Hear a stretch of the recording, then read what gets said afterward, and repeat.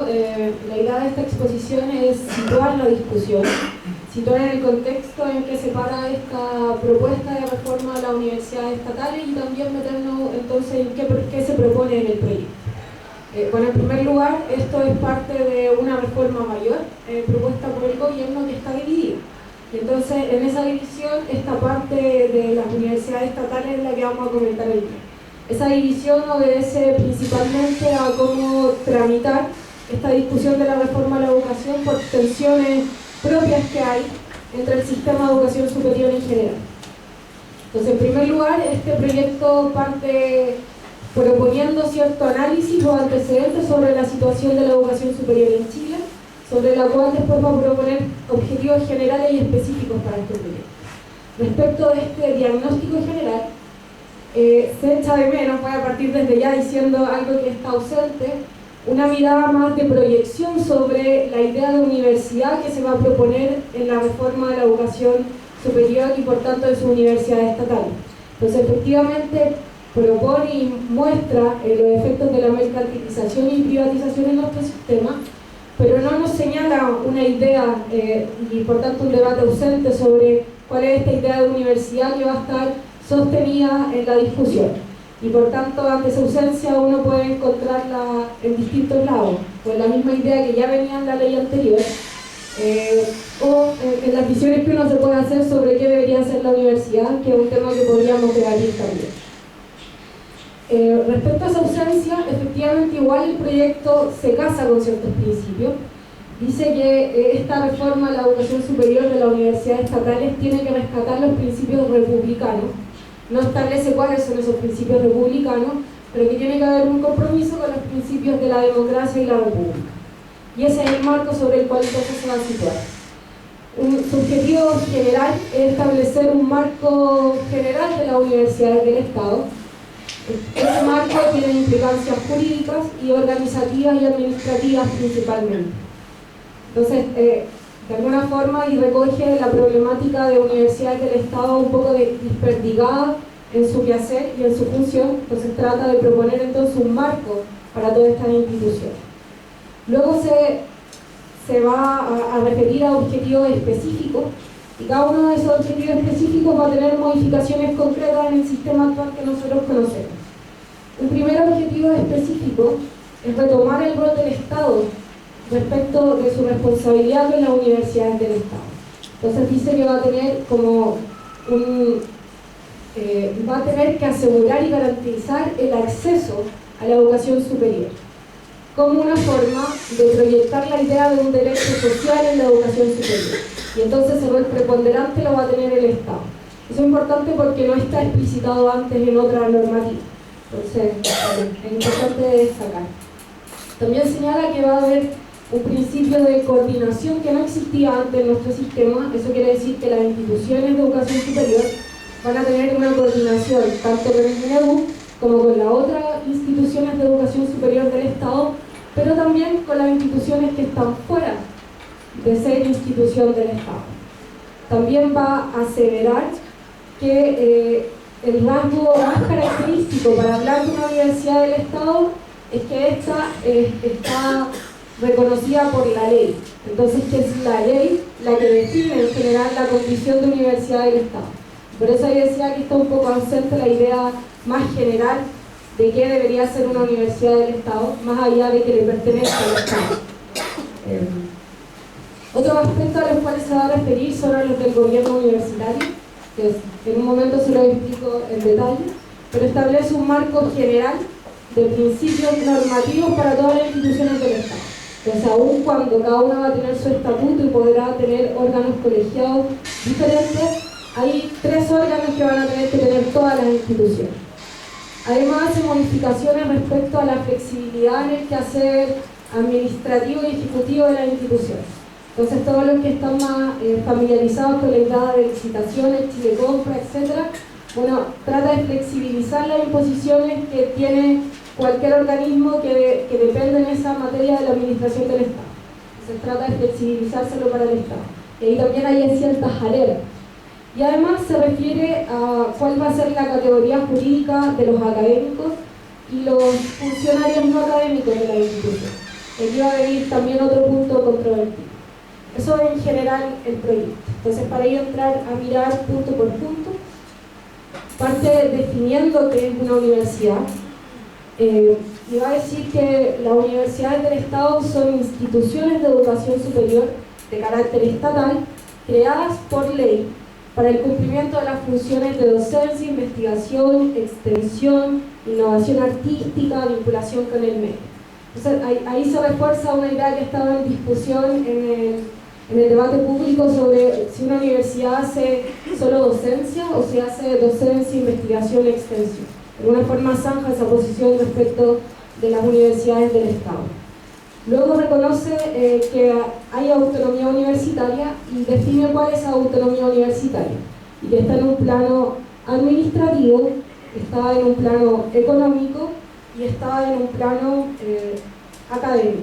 Entonces, académico relativo a la libertad académica, administrativo, que las instituciones pueden definir sus estatutos, pero también otros órganos de trabajo triestamental entre los estamentos de las instituciones, siempre que no contradijan los órganos centrales que se proponen acá, y económico, que entonces puede tener una iniciativa respecto de sus bienes y sus recursos. Es una idea de autonomía que con estas tres elementos que ya existía en la ley también. Entonces se refuerza esa misma idea. Luego habla de la misión de la universidad y dice que tiene como principal misión cultivar y generar, desarrollar y transmitir el saber superior del conocimiento. A su vez dice que tiene que formar integralmente a las personas, pero con un elemento que es bien decidor, dice que tiene que ser con una voluntad de excelencia.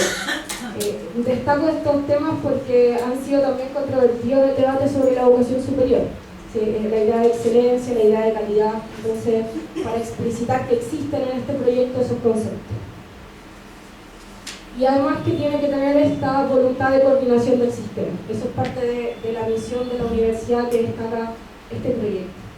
Para entrar directo a los temas más controvertidos, establece entonces reglas generales del gobierno universitario y propone tres órganos.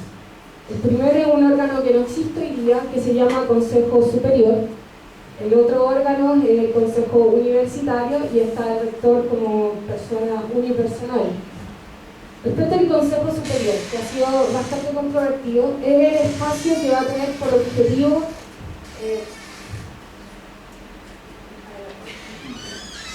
este Consejo Superior es el espacio que va a proponer las estrategias políticas de la universidad.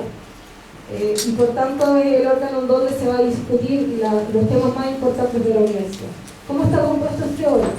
Este órgano está compuesto partamos desde la casa, por el rector o rectora, por dos miembros del consejo universitario, y esos serían los participantes dentro, digamos, de la comunidad universitaria misma o de institución.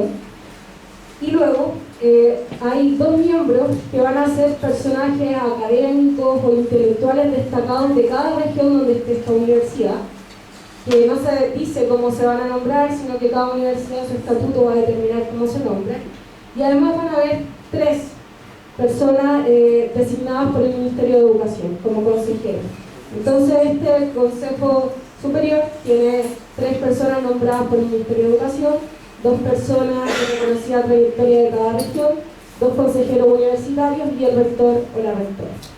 Y como señalaba, es el lugar donde se van a definir principalmente las estrategias políticas y el plan político de la universidad.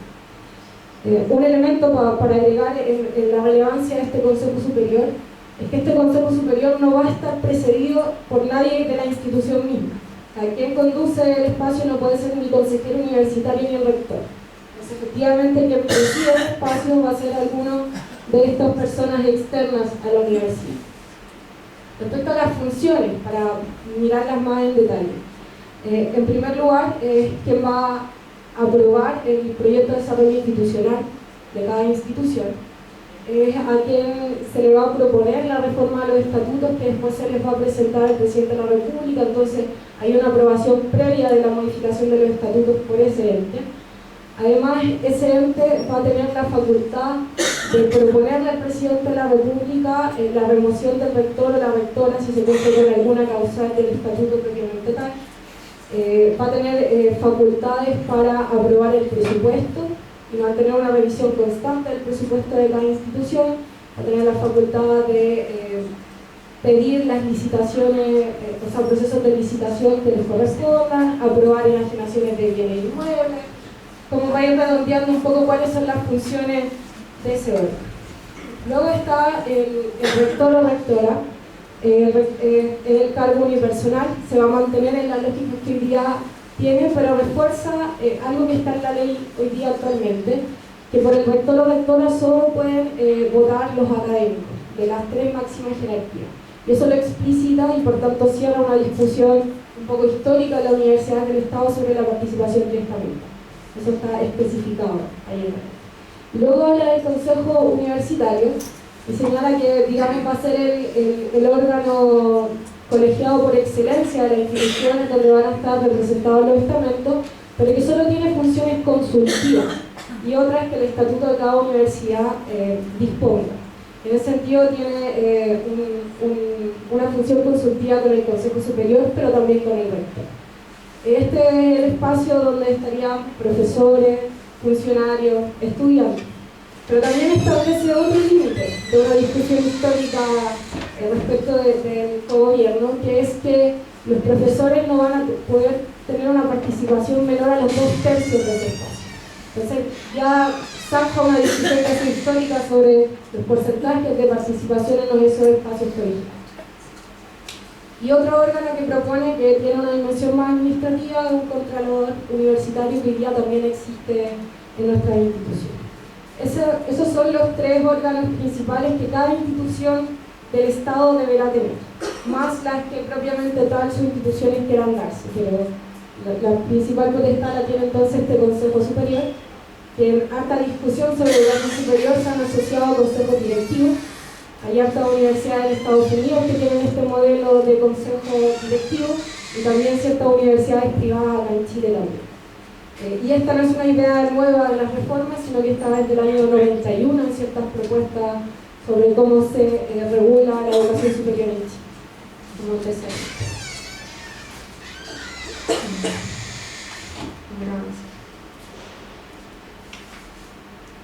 ya. Respecto a la modernización de la gestión administrativa y financiera, solo poniendo los temas que son más de discusión o de conflicto, es que al flexibilizar ciertas gestiones de la universidad, por ejemplo, su posibilidad de crear fundaciones, menores exigencias para contratar con ciertas instituciones, también la posibilidad de contratar servicios a través del Código del Trabajo, sin señalar específicamente para qué materias van a contratarse esos servicios, de alguna forma expone sin esas precisiones a harta vulnerabilidad laboral. Eso es como un problema de esta flexibilización en la gestión administrativa de las instituciones. Luego plantea un nuevo régimen jurídico para los académicos y no funcionarios, y académicos no funcionarios. Establece efectivamente que son funcionarios públicos. Esa es una cuestión que ha estado en debate harto tiempo sobre cuál es la calidad jurídica de los académicos y los funcionarios no académicos. Pero además establece aquí ciertas cuestiones problemáticas, porque dice, aun cuando estos son funcionarios públicos, no se les va a aplicar una provisión que hay en la ley, que significa que cada institución no puede tener en modo contrata a más del 20% de sus trabajadores en planta. Entonces, sacando esta provisión, la universidad puede tener a cuántas personas quiera tener en el modo contrato. Ha sido también una reivindicación histórica de la estabilidad laboral de los trabajadores y las trabajadoras. Ese es otro punto conflictivo. En términos de los académicos, también se le aplica esa misma regla, pero además señala que debe establecerse un reglamento académico transversal de carrera académica, de progresión académica basada en el mérito, para también destacar otros conceptos que usa la ley. Y además crea una figura de máxima jerarquía académica nacional.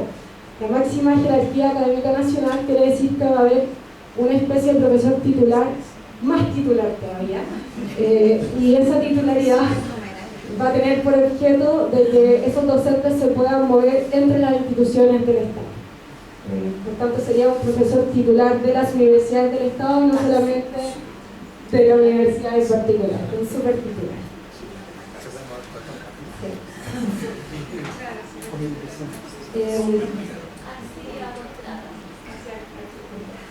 Luego habla de entonces la coordinación de las universidades del Estado. Entonces dice que el Ministerio va a tener la posibilidad de solicitarle cierta colaboración a las instituciones del Estado.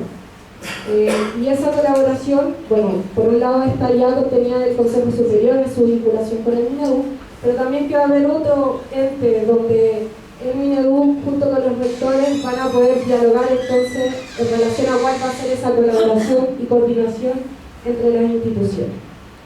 Y aquí es importante porque respecto a la colaboración se va a referir a la ampliación de la matrícula de una forma bien ambigua y limitada, pero va a decir que el Minedu va a tener la posibilidad de exigirle a sus instituciones que presenten ciertos planes de crecimiento de la matrícula. Pero no dice nada más que eso. Entonces, el único activo respecto a cómo se amplía la matrícula en las universidades del Estado, como una atribución más bien del Minedu más que de sus propias instituciones.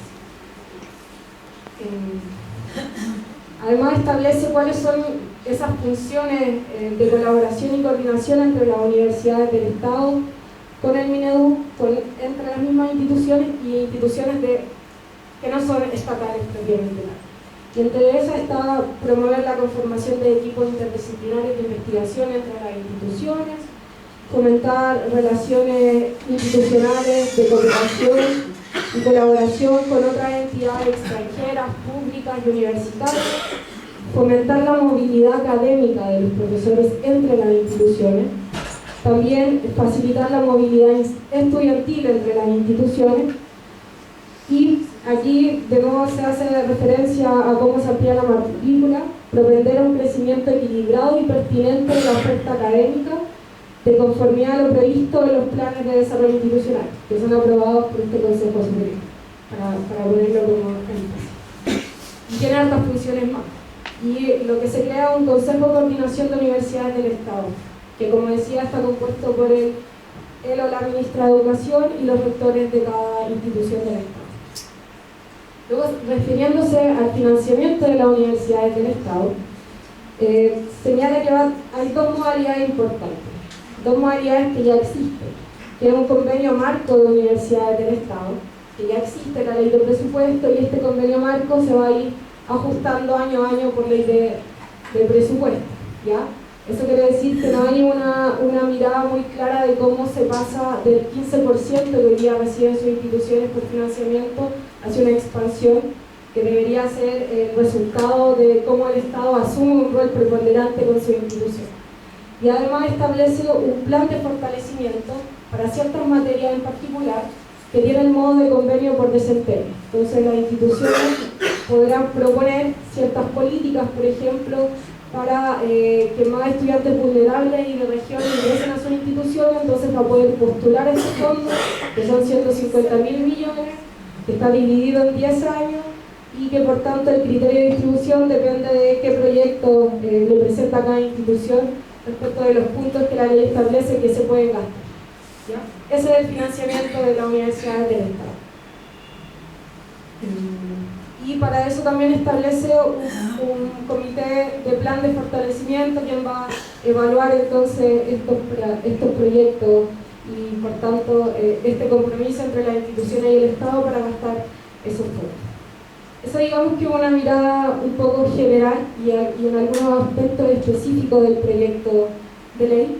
Entonces hay varios puntos que se abren para el debate, que podrán comentar los profesores acá, y también ojalá los trabajadores que están presentes y trabajadores acá, que tiene que ver entonces por un lado cómo se estima la autonomía universitaria, sobre todo con el cambio y creación del Consejo Superior. ¿Cuál es este vínculo entonces entre las universidades del Estado y el Estado? Porque efectivamente podríamos, yendo hacia atrás, decir, efectivamente el Estado tiene que tener un rol con sus instituciones. La pregunta es si esta es la única forma en que se pueden relacionar. ¿Y cuál es ahí entonces el límite de autonomía de las instituciones? Otra pregunta más general respecto de si estas instituciones se entienden como públicas o no. Este proyecto nunca se refiere a universidades del Estado como universidades públicas. el proyecto en general no dividido tampoco, nunca hace referencia a la universidad pública en ningún sentido. Ese es otro tema que queda muy abierto. Y por tanto, la definición de universidad está más desde una perspectiva jurídica que desde una perspectiva política propiamente. Y además, entonces, estas modificaciones que afectan la estabilidad académica y de los funcionarios de la universidad.